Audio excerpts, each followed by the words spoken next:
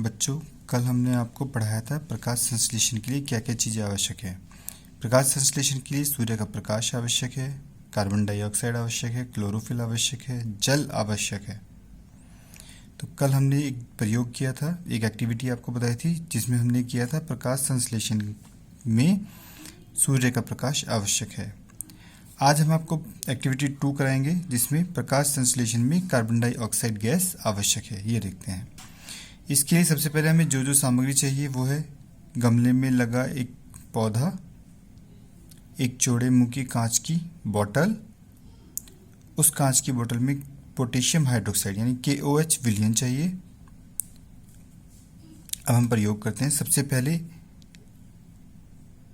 गमले में लगे पौधे को 3 दिन के लिए अंधेरे कमरे में रख देते हैं, जिससे इस पौधे की पत्तियां या ये पूरा पौधा मंड रहित हो जाए। इसका जो भोजन था वो सब खत्म हो जाए।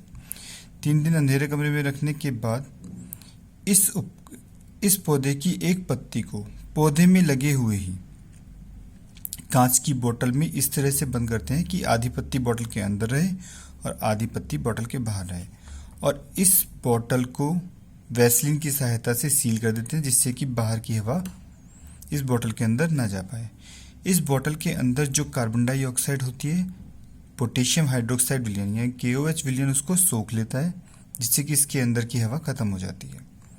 अब इस पूरे उपकरण को हम 6 घंटे के लिए सूर्य के प्रकाश में रख देते हैं। सूर्य के प्रकाश में रखने से, जैसा आप जानते हैं, प्रकाश संश्लेषण की क्रिया प्रारंभ हो जाती है।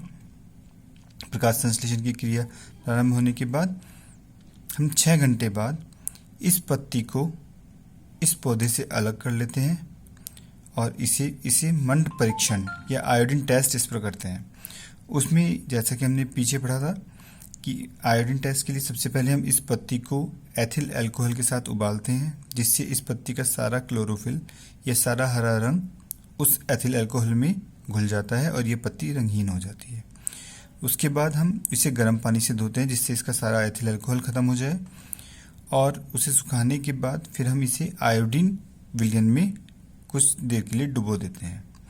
आयोडीन विलयन में डुबोने के बाद हम जानते हैं कि जहाँ जहाँ पर मंड यानी स्टार्च उपस्थित होता है वो स्टार्च आयोडीन के साथ क्रिया करके नीला या काला रंग देता है।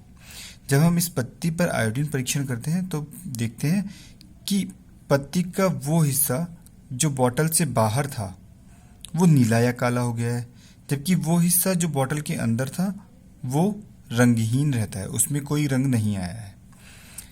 अब हम देखते हैं कि इसका मतलब यह है कि इस पत्ती में प्रकाश संश्लेषण की क्रिया नहीं हुई। प्रकाश संश्लेषण के लिए आवश्यक सूर्य का प्रकाश भी इस पत्ती को मिला है, जल गमले से इसको मिल रहा है, और कार्बन डाइऑक्साइड, ये 3 चीज़ें आवश्यक हैं। क्लोरोफिल इसके अंदर है, कार्बन डाइऑक्साइड, जी हाँ, कार्बन डाइऑक्साइड जो कि KOH विलयन द्वारा सोख ली गई वो इसमें उपस्थित नहीं थी। इससे सिद्ध होता है कि प्रकाश संश्लेषण के लिए कार्बन डाइऑक्साइड गैस आवश्यक है। अब हम दूसरा प्रयोग नंबर 3 देखते हैं, जिसमें हम देखेंगे कि प्रकाश संश्लेषण की क्रिया में ऑक्सीजन गैस निकलती है। इसके लिए हमें निम्न सामग्री चाहिए: कांच का एक बीकर, कांच की एक फनल यानी कीप, और कांच की ही एक परख नली चाहिए, एक जलीय पौधा हाइड्रिला चाहिए और जल चाहिए। हम प्रयोग करते हैं। इस पूरे उपकरण को इस तरह से सूर्य के प्रकाश में रख देते हैं।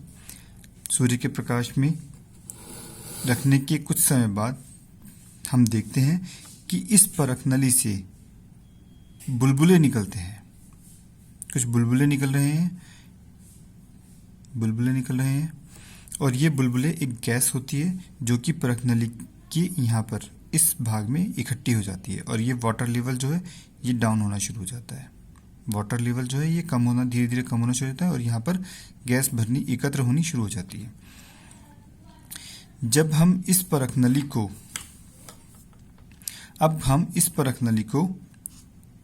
इस तरह से उठाते हैं कि इसके मुंह को हम अंगूठे से बंद कर दें। जब निकालते हैं इस परख नली को तो हम उस परख नली के मुंह पर जलती हुई माचिस की तिल्ली लेके आते हैं और उस परख नली के मुंह को हल्का सा खोलते हैं। हम देखते हैं कि जैसे ही परखनली के अंदर वाली गैस बाहर निकलती है तो माचिस की तिल्ली और अधिक तेजी से जलने लगती है। यह कब संभव है? जब कि जो गैस परखनली के अंदर से निकल रही है वो ज्वलनशील गैस हो। जैसा कि हम जानते हैं ऑक्सीजन एक ज्वलनशील गैस है, तो अतः इससे पता चलता है कि जो ये बुलबुले के रूप में गैस निकल रही है ये ऑक्सीजन गैस है। इस प्रयोग से सिद्ध होता है कि प्रकाश संश्लेषण की क्रिया में ऑक्सीजन गैस निकलती है। इस प्रकार हमारे तीनों प्रयोग पूरे हो जाते हैं और इसके बाद हम देखते हैं कि इस प्रकाश संश्लेषण को प्रभावित करने वाले कारक कौन कौन से हैं।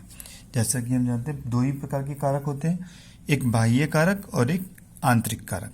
बाह्य कारक जैसे सूर्य का प्रकाश, सूर्य के प्रकाश के बिना प्रकाश संश्लेषण नहीं होगा, जल के बिना भी प्रकाश संश्लेषण नहीं होगा, और वातावरण में कितना तापमान है।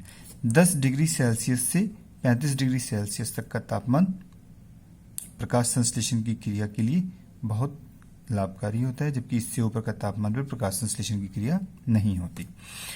दूसरा कारक है आंतरिक कारक। आंतरिक कारक जैसे पत्ती की संरचना किस प्रकार की है, उसमें पाए जाने वाले रंध्र यानी स्टोमेटा की स्थिति, पोजीशन क्या है, उनकी संख्या कितनी है और उनका वितरण किस प्रकार हुआ है पत्ती में, और क्लोरोफिल की मात्रा कितनी है। इन सब चीज, ये सब आंतरिक कारक होते हैं जो प्रकाश संश्लेषण की क्रिया को बढ़ा भी सकते हैं और घटा भी सकते हैं। रंध्र यानी स्टोमेटा के बारे में हम अगले टॉपिक में पढ़ेंगे। Thank you.